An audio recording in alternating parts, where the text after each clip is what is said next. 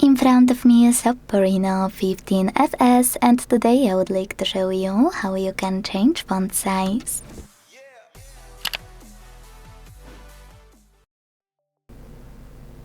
First of all, go into settings and scroll a tiny bit to click on display and brightness. Now scroll again and this time select font section available here. Following that, adjust this slider under font size to adjust it and check out preview at the top. While you add it, you can also adjust font weight thanks to this one. When you're done, make sure to tap on apply at the bottom or your changes won't be saved.